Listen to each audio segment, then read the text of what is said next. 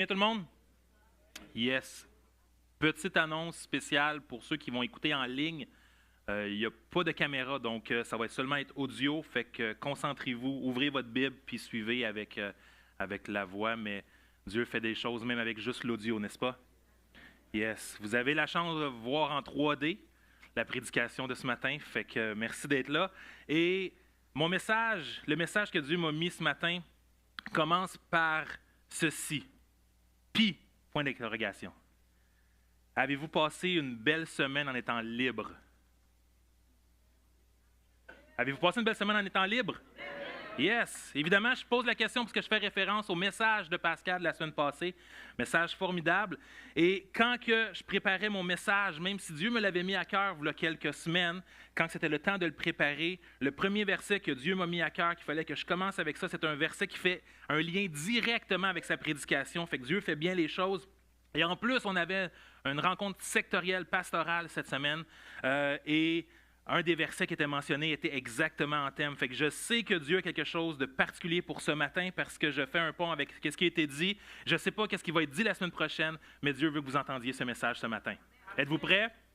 Yes. Le verset ce matin, on commence avec Éphésiens 3, 12. Et dans la version second 21, ça dit « C'est en Christ, par la foi en lui, que nous avons la liberté de nous approcher de Dieu avec confiance. » Nous avons la liberté de nous approcher de Dieu avec confiance. Qui a pris sa liberté en Dieu, en Jésus-Christ cette semaine?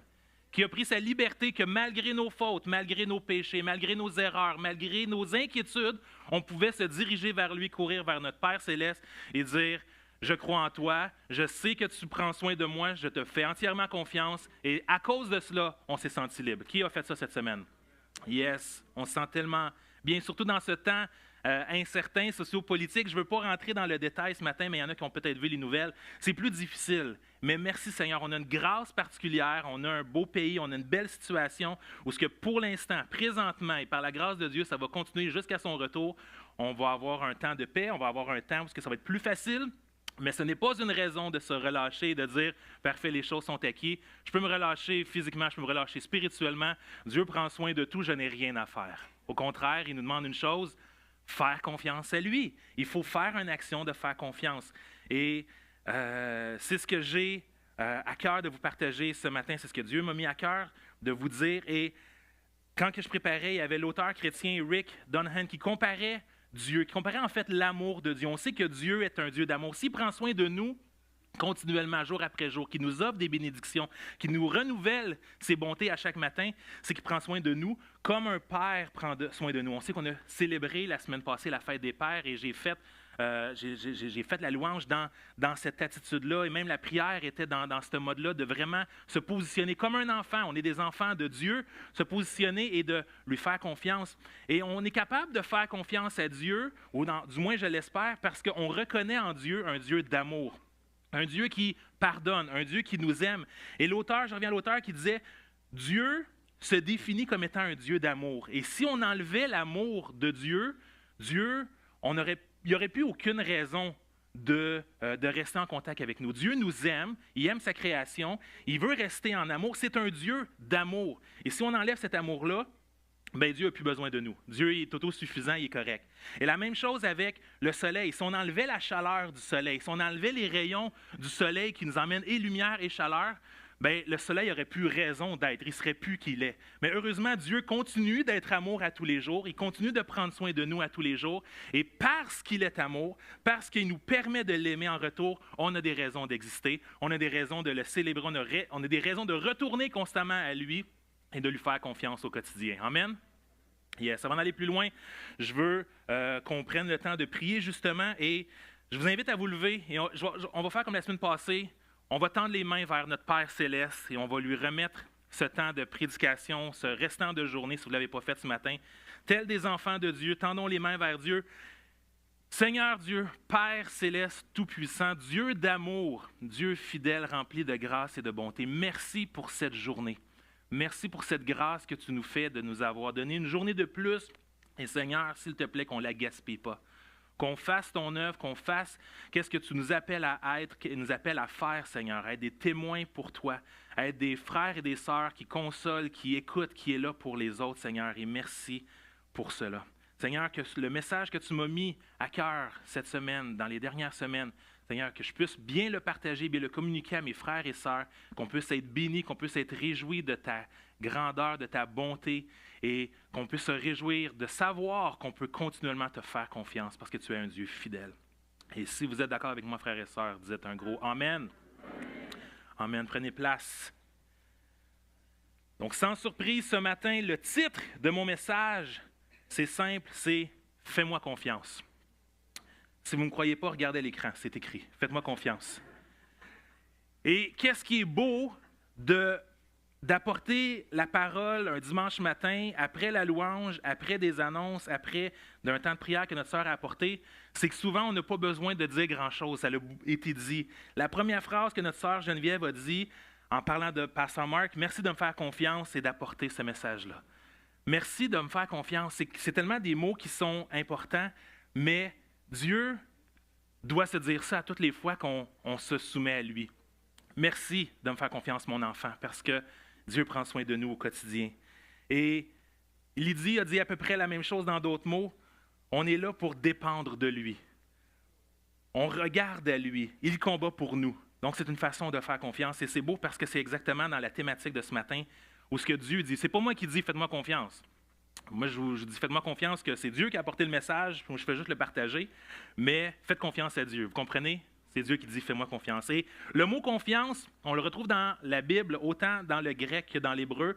Dans l'hébreu, c'est « batak », qui veut dire de se confier, d'avoir confiance, évidemment, mettre sa confiance en quelqu'un, qui permet aussi, la confiance, ça permet de se sentir en sécurité, d'être rassuré, tranquille et sans crainte. Si on met la confiance, notre confiance en quelqu'un, c'est une façon de pouvoir être en sécurité, d'être rassuré, n'est-ce pas? Et dans le grec, ça va un peu plus loin, c'est un peu plus directif, c'est d'être persuadé ou d'accepter de se laisser persuader, d'être poussé à croire, d'avoir la foi dans une chose. Être persuadé concernant une personne, d'être prêt à écouter, obéir, à céder et à se soumettre à quelqu'un ou quelque chose. Alors, je vous invite ce matin dans ce qui va être apporté, de réaliser en quoi présentement vous mettez votre confiance. Mais au-delà de tout ce que vous mettez votre confiance, Dieu vous dit à lui, faites-moi confiance. Ça vaut la peine. Et honnêtement, dans la vie, on va basculer, on va vaciller entre on fait confiance à quelqu'un et il y a des gens qui vont faire confiance en nous. Il y a ce côté-là. Et c'est beau parce qu'on peut voir où on peut vraiment être là pour une personne. Si une personne fait confiance. Moi, si je prends l'exemple, et merci à Gilles. Est-ce que Gilles est là ce matin? Je ne le vois pas. Il n'est pas là ce matin. Il dort parce qu'on a trop ramé hier dans le canot. On a fait à peu près 3 heures de canot. Et on a fait confiance à Gilles. On était 20 hommes, 19 en fait, qui ont fait confiance à Gilles pour l'organisation. On a fait confiance que les canots vont être sécuritaires. J'ai fait confiance à mon équipage pour les 2 autres personnes qui ramaient avec moi. On s'est rendu à bon port. On s'est rendu là. Mais il fallait mettre notre confiance envers les personnes dans le même canot, comme il fallait qu'ils fassent confiance avec moi, que je n'étais pas pour faire chavirer, que je n'étais pas pour partir à contre-courant et ces choses-là. Mais merci Seigneur, on s'est tous rendus à destination. Et messieurs, la douche était bonne après, n'est-ce pas? 3 heures de canot, je vous dis que la douche était formidable.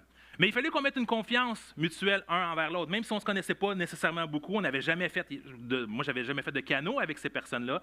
Je n'avais jamais fait de canot sur une longue distance comme ça. Mais il y a cet aspect de confiance dans la vie qui est mutuelle et qui va varier. Moi, j'ai un exemple. On va retourner dans vos souvenirs, dans votre jeunesse, dans ma jeunesse, 1992.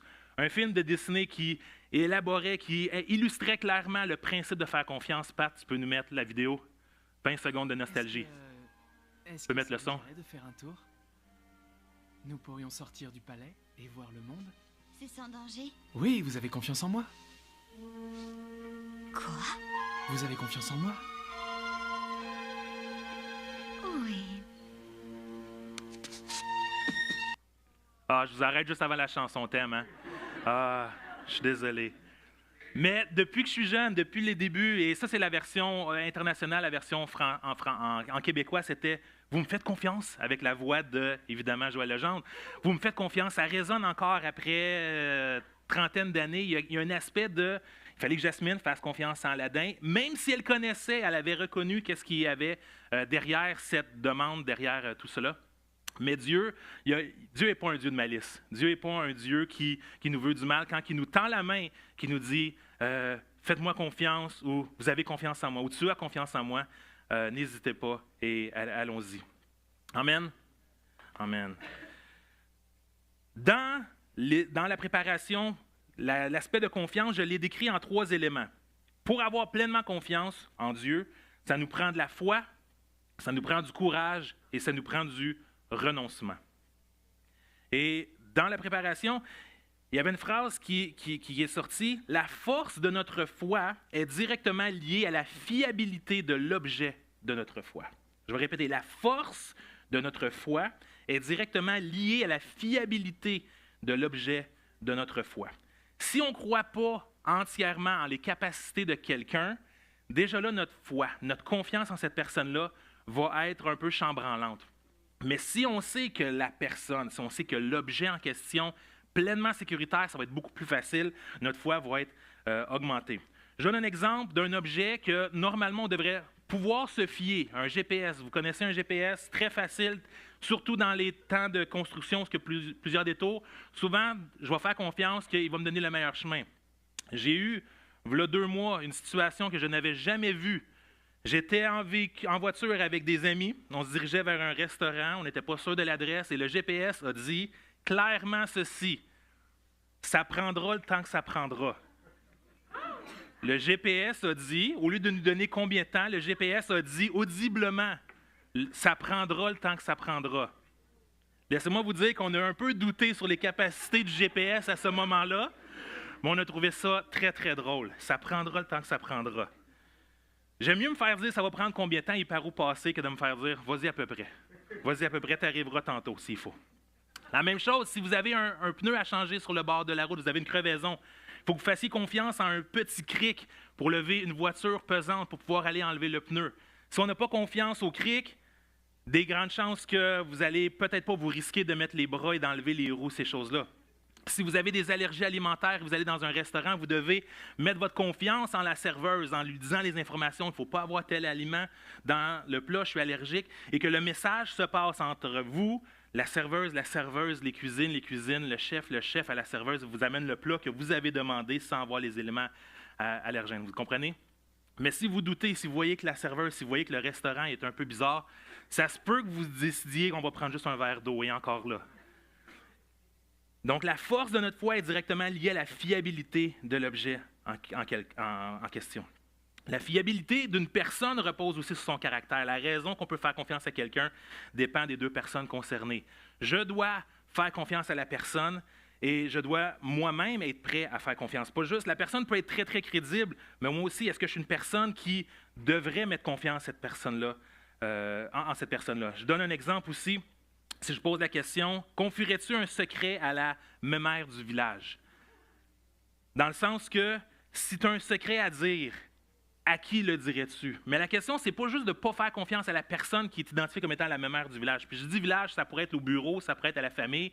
La personne qui va rapporter les choses, qui va dire, elle n'est peut-être pas digne de confiance. Mais à la base, est-ce que votre secret en question devrait être dit? Est-ce qu'il y a une question où est-ce que ça va la relation aux 2 côtés? Heureusement, Dieu passe par-dessus cela, puis si on a des secrets à lui dire, il ne les dira pas. Mais on peut lui faire confiance. J'ai noté ce matin, plus fiable qu'un cric de voiture, plus fiable que n'importe quelle serveuse ou serveur, plus fiable que n'importe quel réseau cellulaire ou d'Internet avec une excellente bande passante. Avec Dieu, ce n'est pas une question de Vidéotron ou de belle fibre, mais c'est une question de God fibre. Il y a une connexion qui ne s'arrête jamais. Une connexion, puis on l'a presque chanté dans les mots, c'est pour ça que je le dis. Avec Dieu, c'est une connexion inébranlable, infatigable, imperturbable, irréprochable. La connexion avec Dieu va toujours être accessible. Et Romains 8, 39, il n'est pas à l'écran, mais ça dit « Rien ne pourra nous séparer de l'amour de Dieu ». Peu importe ce que vous faites, l'amour de Dieu va être quand même là. Inébranlable, infatigable, imperturbable, irréprochable. 1 Jean 1,5 nous dit « Voici le message que nous avons entendu de lui et que nous vous annonçons. Dieu est lumière, il n'y a pas de ténèbres en lui. » Il n'y a pas de ténèbres en Dieu.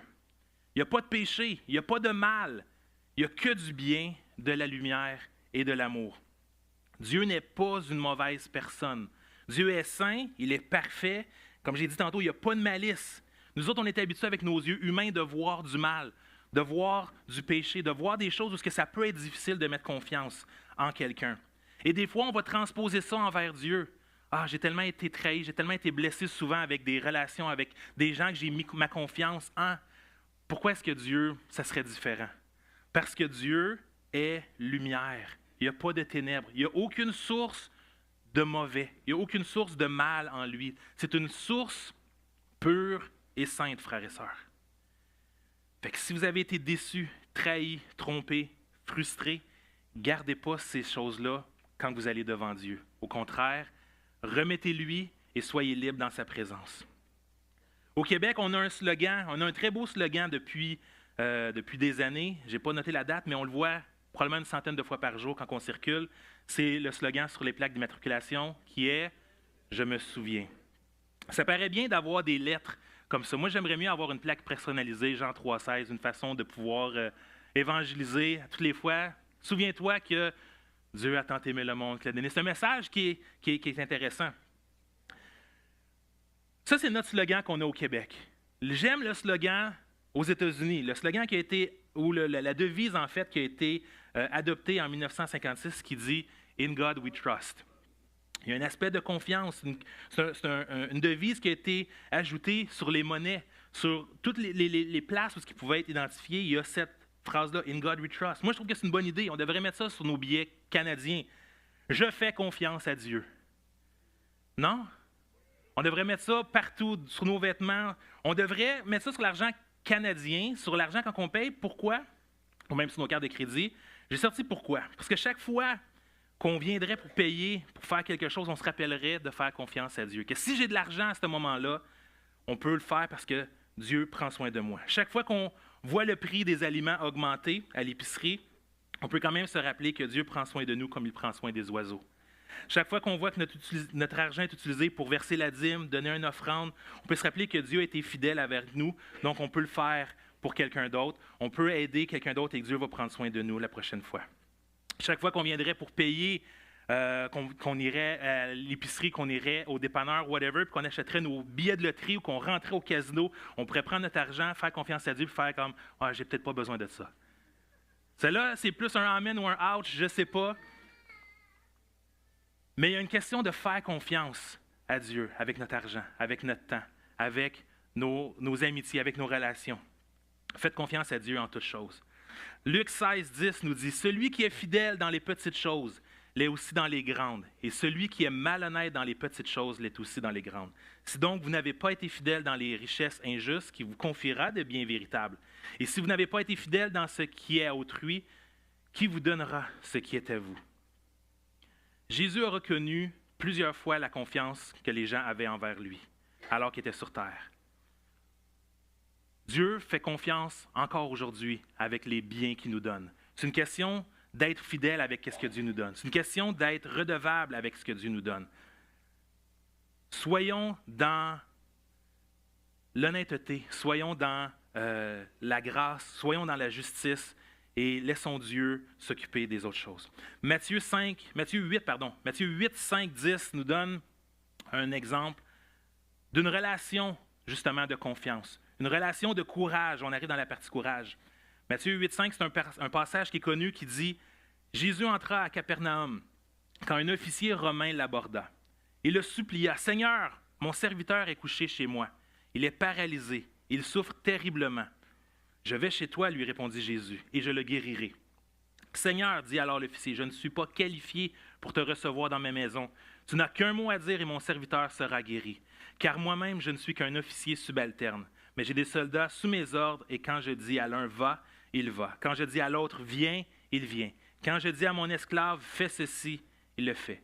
En attendant cela, Jésus fut rempli d'admiration et s'adressant à ceux qui le suivaient, il dit, « Vraiment, je vous l'assure, chez personne en Israël, je n'ai trouvé une telle foi. » Puis Jésus dit à l'officier, « Rentre chez toi, qu'il te soit fait selon ce que tu as cru. » Et à l'heure même, son serviteur fut guéri. Vous connaissez cette histoire-là? Il y a une question de confiance, il y a une question de courage. Il y a une question où ce que l'officier était... l'officier avait assez de courage pour aller devant Jésus, lui demander, lui faire part de son besoin. J'ai un officier, j'ai un serviteur qui est là, je veux que tu le guérisses.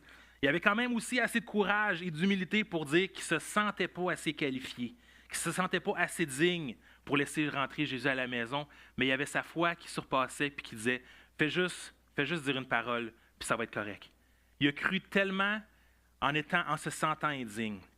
Encore une fois, c'est souvent la réalité qu'on a aujourd'hui. Moi, le premier, on ne se sent pas digne d'aller vers le Père. Surtout si on demande une autre fois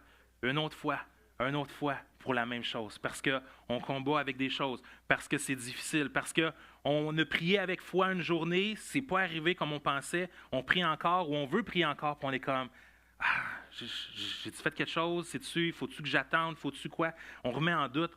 Fait qu'on est avec notre côté humain, mais mettons pleinement notre confiance. Laissons de côté les choses qu'on ne se sent pas dignes. Laissons de côté les choses qu'on ne se sent pas à la hauteur. Et laissons Dieu prendre toute la place. Ayons cette foi comme cet homme a eu, que Jésus n'avait jamais vu ailleurs. Une foi qui savait que la parole était suffisante et n'avait pas besoin d'aller se déplacer. Je ne connais pas l'état de vos cœurs, je ne connais pas l'état de vos vies. Mais je suis persuadé que si Jésus aujourd'hui demandait à certains d'entre nous, est-ce que je peux aller te visiter ce matin? Il y en a que ça serait, ah, mon ménage n'est pas fait. Je n'ai pas acheté des choses à l'épicerie. Il y a des choses que j'ai laissées traîner dans la maison, puis je pensais pouvoir le faire après l'église. Puis il y a un côté où on ne se sentirait pas prêt. Il y en a qui seraient prêts. Il y en a que ça serait d'autres choses où peut-être que c'est des choses qui sont restées traînées. Il y a des ordinateurs qui sont restés allumés, vous n'avez pas eu le temps de fermer les pages. Il y a des choses qui ont été laissées là que vous n'avez pas eu le temps de mettre de côté. Dieu est au courant. Dieu fait juste vous dire, je vois, je vous aime quand même. Et je suis prêt à avoir cette relation-là malgré tout. Dieu n'a pas besoin de se déplacer. Dieu a besoin que vous élevez la voix pour vous avancer vers lui. Comme j'ai énuméré tantôt, pour faire confiance, ça prend de la foi, ça prend du courage et ça prend du renoncement. Du renoncement à soi. Ce n'est pas une question d'abandonner. Ce n'est pas une question d'être faible. Ce n'est pas une question de laisser Dieu faire tout le travail, comme j'ai dit. C'est de renoncer, c'est de réaliser que ça ne dépend pas de moi, mais que ça dépend 100% de Dieu. Renoncer à ce qui ne te fait pas grandir, renoncer à ce qui ne te fait pas cheminer spirituellement, c'est une façon de se libérer de l'esclavage du péché et de se mettre en position pour faire entièrement confiance à Dieu. Amen. Comme j'ai dit, il n'y a pas rien qu'on peut faire pour être assez digne, assez bon, assez prêt, assez parfait pour laisser Dieu prendre le contrôle de notre vie. Mais il veut qu'on le fasse confiance tout de suite. Peu importe l'état de nos cœurs, l'état de nos vies, l'état de nos maisons, et qu'on les laisse travailler, sans chercher à reprendre le contrôle après, sans chercher à « Ouais, Dieu, je t'ai laissé la chance, mais ce n'est pas exactement comme que je voudrais, je vais te montrer comment j'aimerais que ma vie soit dirigée. » C'est de renoncer à nos idées, renoncer à nos trucs qu'on aimerait avoir pour notre vie et laisser Dieu faire ce que lui veut. Et laissez-moi vous dire qu'il va probablement vous faire voir quelque chose de beaucoup plus grand que ce que vous auriez pensé, que vous auriez imaginé que votre vie serait si vous n'aviez pas laissé le contrôle. Renoncer veut aussi dire d'arrêter de se battre seul et de penser qu'on est assez bon pour combattre les attaques de l'ennemi, qui lui est très puissant, et de le faire par nos propres forces. C'est un combat spirituel. Si tu essaies seul, tu vas t'épuiser. Tu vas peut-être gagner à longue, mais il y a des grandes chances que tu sois épuisé, découragé, puis il y a un risque de perdre. Renonce à ton orgueil. Renonçons à nos orgueils qui sont bien ancrés depuis des années, depuis de nos premières blessures, nos premières expériences qui ont été difficiles.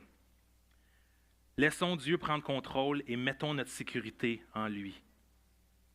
Laissons notre destinée entre ses mains. Et ironiquement, humoristiquement peut-être, je n'ai pas vécu cette situation-là, mais quand j'ai lu, je trouvais ça que c'était l'image. L'image est weird, mais l'image est tellement forte. Qui est propriétaire de chiens ou qui a des chiens? Je le sais que vous avez des chiens, vous allez les faire promener pour qu'eux autres puissent se libérer de leurs besoins. Ce que j'ai vu, je vous dis, l'image est weird, mais restez avec moi. Quand un chien fait ses besoins, la soumission totale du moment, le regard que le chien a, une pure vulnérabilité. Est-ce qu'il y en a qui sont d'accord? Avez-vous vu un chien? Si le chien reste en eye contact et comme là, s'il se passe de quoi, c'est toi qui es là pour me protéger parce que moi, j'ai des choses à faire. Être vulnérable, renoncer à soi-même, c'est de faire ça pour Dieu. Vous avez des besoins, Dieu est au courant, il va vous protéger de ce qui se passe autour. Gardez le eye contact avec Dieu, gardez votre cœur à cœur avec Dieu. Vous comprenez? Mais renoncez à ce que vous pensez qui est la meilleure chose. Pour vous, laissez Dieu faire son œuvre. Si tu fais confiance à Dieu et que tu t'associes à lui, à sa parole, à ses promesses, la victoire, elle est atteignable, frères et sœurs. C'est pas moi qui le dis, c'est la Bible. Psaume 37, versets 3 à 5 nous dit « Mets en l'Éternel toute ta confiance. Fais ce qui est bien et dans le pays tu demeureras en sécurité. En Dieu mets ta joie, il comblera les vœux de ton cœur. C'est à l'Éternel qu'il te faut remettre tout ton avenir. Aie confiance en lui et il agira. » C'est pas mettre ta confiance en lui, puis ça s'arrête là. Il va agir. Mets ta confiance en lui et il agira. Le combat n'est pas facile, mais il en vaut la peine. Renoncez pas au combat, renoncez à vos désirs, mettez votre confiance en Dieu. Proverbes 3, 5, 7, dans la même lignée. Verset 5 nous dit « Mets ta confiance en l'Éternel de tout ton cœur et ne te repose pas sur ta propre intelligence. Cherche à connaître sa volonté pour tout ce que tu entreprends, et il te conduira sur le droit chemin. Ne te prends pas pour un sage, révère l'Éternel et détourne-toi du mal. » Amen. J'aime une illustration. Connaissez-vous la théorie du bourdon? Je crois que j'ai déjà apporté cette illustration-là. Du moins, je l'ai déjà partagée à quelques personnes. Ce qui est beau, c'est qu'une théorie, ça se développe avec le temps. La théorie initiale du bourdon, vous savez c'est quoi un bourdon, un thon? La théorie initiale disait que le bourdon, dans sa forme, dans la manière qu'il est construit, le poids qu'il a versus la grosseur de ses ailes, ne pouvait scientifiquement, physiquement, aérodynamiquement, ne pouvait pas voler. La seule conclusion des scientifiques était si le bourdon vole, c'est qu'il ne sait pas qu'il ne peut pas voler. C'est la définition scientifique qu'il y a eu jusqu'en 1990, jusqu'à temps que les scientifiques se sont dit, ça n'a pas de sens. On ne peut pas juste faire quelque chose parce qu'on ne sait pas qu'on n'est pas supposé de faire quelque chose. Vous êtes d'accord? Parce que la raison pourquoi je vous l'amène ce matin, c'est qu'il y a eu un suivi. On ne s'est pas arrêté à l'intelligence de l'époque, la compréhension de l'époque pour dire, il n'y a aucune raison. Ça se passe parce qu'il ne sait pas. À l'inverse, ça se passe parce qu'il y a des études, un scientifique qui a continué les recherches. Et en fait, oui, le poids du bourdon est trop gros par rapport aux ailes. Mais la vitesse que les ailes battent à toutes les secondes est assez fort pour créer un mouvement d'air sous les ailes et lui permet de pouvoir se déplacer. Donc, frères et sœurs, je vous apporte ceci pour dire que peu importe ce que tu penses, même si les autres te disent l'inverse, si tu fais confiance à ce que Dieu te dit, puis tu y crois, tu vas le faire. Pendant des années, le bourdon volait sans savoir qu'il y avait une raison et que tout le monde dans son dos disait que tu n'es pas supposé de voler, tu n'es pas supposé de voler, tu n'es pas supposé de voler, tu n'es pas supposé de voler. Mais il avait confiance que Dieu l'avait créé avec les ailes suffisamment grosses, mais qui pouvaient battre suffisamment vite pour pouvoir se déplacer où il y avait besoin d'aller. C'est Dieu qui l'a créé comme ça, il a créé la situation, il a créé la forme parfaite pour cet animal-là, même si les autres ne le comprenaient pas. Si vous êtes dans une situation difficile, que plusieurs personnes dans votre entourage, votre famille, au travail, tout ça, vous dites, mais pourquoi tu fais ça? Tu n'y arriveras à rien.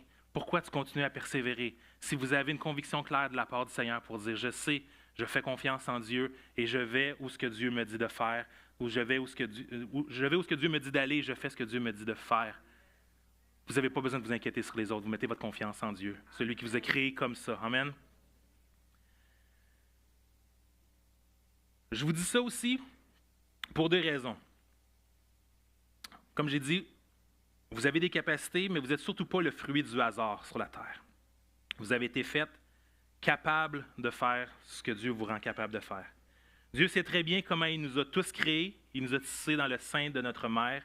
Il nous a créés pour sa gloire, pour le servir, pour le louer avec tous les dons, les talents, les qualités, la personnalité qu'il a voulu qu'on ait. C'est la première des choses, doutez pas. Deuxièmement, si tu as déjà reçu un message ou un appel de la part du Seigneur et que Satan a quelque chose, quelqu'un essaie de te mettre un doute, que tu n'es pas assez digne, tu n'es pas assez qualifié, tu n'es pas assez spirituel, tu n'es pas assez important, tu n'es pas assez prêt, tu n'es pas assez capable, qui te dit de renoncer. Demande pardon à Dieu d'avoir cru peut-être ces paroles-là un jour. Détourne-toi complètement de ces paroles-là et fais confiance à Dieu parce qu'il va t'équiper, il va t'accompagner, il va t'entourer. De qui et de quoi tu as besoin et fonce. David termine son psaume 13 en disant ceci. Psaume 13, versets 5 et 6. « En effet, mon ennemi pourra dire, je l'ai vaincu, et mes adversaires de réjouir en me voyant ébranlé. Moi, j'ai confiance en ta bonté, j'ai de la joie dans le cœur à cause de ton salut. Je veux chanter à l'honneur de l'Éternel, car il m'a fait du bien. » L'ennemi pense qu'il y a une emprise sur nous. L'ennemi pense qu'il va toujours avoir raison. Mais si on a confiance, si on a lu la Bible jusqu'à la fin et qu'on sait qu'on a la victoire et que Jésus vient nous rechercher, on n'a pas besoin de se laisser distraire par les petites victoires, même si c'est des gros combats. C'est des petites victoires de l'ennemi qui sont temporaires. Nous, on a la victoire finale. Et si vous ne l'avez pas aujourd'hui, si vous ne l'avez pas eu hier, continuez à persévérer. Vous allez peut-être l'avoir aujourd'hui, vous allez peut-être l'avoir demain. Amen. La victoire est à notre portée. Faites confiance à Dieu dans sa bonté. Ayez la joie dans votre cœur à cause de votre salut et chantez à l'Éternel, car il nous fait du bien. Amen. Plusieurs personnes dans la Bible ont douté de leur appel, mais Dieu ne s'est jamais trompé. Il ne s'est pas trompé avec Noé, il ne s'est pas trompé avec Abraham, il ne s'est pas trompé avec David, Daniel, Job, Pierre, Paul. Pourquoi il se serait trompé avec toi? Pourquoi il se serait trompé avec n'importe qui ici aujourd'hui? Faites confiance à Dieu à partir de maintenant. Continuez à faire confiance à Dieu si vous le faites depuis longtemps. Amen. Je vous invite à vous lever. Je vais inviter l'équipe de louanges à venir faire le chant Abrite-moi sous tes ailes. Et le psaume 91, 4 dit justement ceci.